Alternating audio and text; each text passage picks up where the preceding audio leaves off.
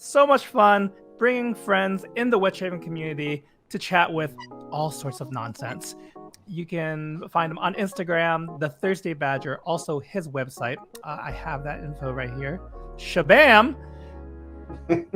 Please welcome Jared to the show. And I said that just as he took a drink of water. Sorry. Jared, welcome to the show! Hey, John. Nice to connect again. Just this morning, one comment to that. I made this short video, under a minute, about paring down aftershaves in particular, but it's really all my software. And they're like, why do you have so many? That person might watch this too, but I'm like, I've been, that was this morning. So I'm like, how do I answer that? Why do you? I was like, I'm, I guess, partially a hoarder, but I have lots of like collections of stuff. But as a hobbyist, I think that's kind of like it's not maybe I'm just like immune to it now because I see it so much. Like your collection wonderfully presented, and other people's, it's just like, there's shelves behind me, and you can see a few of the collections, brushes, fragrances. Soaps are off in another like plastic drawer system on the side. How are you with your collection at this juncture right now? I'm full. Okay. So my kind of philosophy on is it's my hobby, right? So I don't smoke. I'm not a big drinker. There's not a lot of other collectible type things I'm into. So this is kind of my thing that I really enjoy. So I have no problem justifying adding, a new soap collection. I don't have a problem with that. For me, it's more about the space. So I've got a nice setup for where I display and store everything. And so I can see everything in front of me. It shows off nice.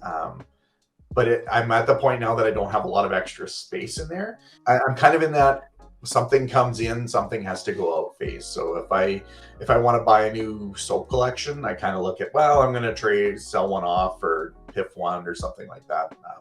Find the ones that I'm not using that often that I kind of would like to put in the hands of someone that would get some more love out of it than I do. So that's kind of my rule right now. I break it every now and then. If I have like an artisan I really want to support, because I've met them in person and I really like them. So then I'm like, well, I'll find a spot for that one. But generally, I'm kind of in that one comes in, one comes out phase. I would say I'm in that same exact place. And I was probably already there without realizing it. Like, just because in the back of my head, right? I think towards the end of 2022, I'm like, I really got to go through. I really got to make a dent. And, you don't even know what you have, whether it's like unopened stuff or you just out of sight, out of mind, because it's in some other room or closet that you have. But I was like, even with a spreadsheet, because I kind of nerdy like that. I have a spreadsheet. I know Bilu has a spreadsheet. I stopped updating it after a while because I think I got kind of overwhelmed with how much stuff was coming in. And it's like, okay, I gotta first, let me update that list, and then from there, as well as just like going through and literally smelling tubs of soap, which is fun. Actually, I mean, for me, that's fun. That's how part of why I have the problem in the first place. But David Austin asks, will you buy backups of your favorite products? For me, no. How about you? Yeah, I have one backup that I bought out of my entire den, and the only reason I did is because my primary tub was getting close to low, and I was doing an order that I just needed like one little thing to get to the free shipping threshold, so I added that one. And that particular soap, it's made by Highland Springs, and every time I kind of at a meetup, or that's like one of the first ones I give out as a sample, or when someone's starting, it's a good base that's like pretty easy to work with. So I've just pulled the heck out of it that I have almost none left. Well, I really don't want to run out, so that's the only one I have a backup of. But I don't know. By the time I get to the end of a tub, which is I haven't gotten close to one yet. Me too. I might not like it anymore. So. And scents are like that, right? Sometimes you'll be super into it, and then 6 months later, you're like, why did I like this scent? It's just not for me anymore. So, I can't get down with backups. And Jared, do you know the number, by the way, of your collection? Approximately. No. All right. Well, that's our show. It's definitely in the 3 digits, but not the 4 digits. Ooh, okay. All right, fair enough. I'm between. I want to say I'm between probably like 100 to. I'm definitely over 100, and I'm trying to at least the first culling point is to try to hit 100. But I might be more around 125. I want to say that spreadsheet, if it's accurate. I have to update it for the things that I've piffed and sold. So that's a good problem. But I don't feel guilty or feel like I have a problem with the number. I'm happy. Like, oh yeah, it's more about space. I want to make sure that I can see it so then I can use it. Because if I ever got to the spot where I'm putting stuff in a drawer, then it's got to go because it won't get used and it'll be forgotten about. But if I can see it every morning when I get up to have my morning shave, I can browse everything and say, what am I in the mood for today?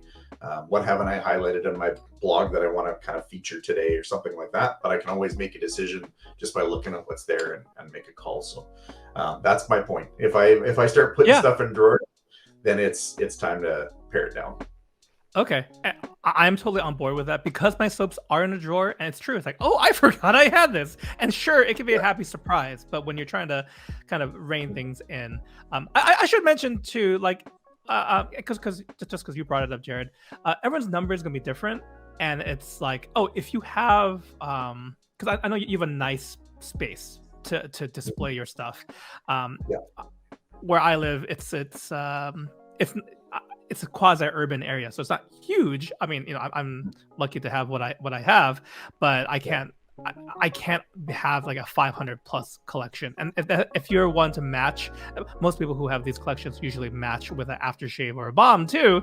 That's just a lot of stuff. So one thing that in my organization video is I can at least see the aftershaves, which usually has a partner of a soap, right? So seeing them, like if it goes beyond the 2 cubes in the shelf, that's my cutoff point. Like I can't have more than what I can fit in there, and hopefully even like it can go down to 1.5 shelves. Really, like that's my like stretch goal. Yeah, I mean it's a matter of just like find a logical way that kind of sets yourself a limit, because that's the other piece is you don't want to be like just going and not have that kind of reined in. So if it means setting yourself a monthly budget, or if it means setting a amount of space or setting a number, something that is, I know you can definitely get into that point in the hobby where you just want to buy.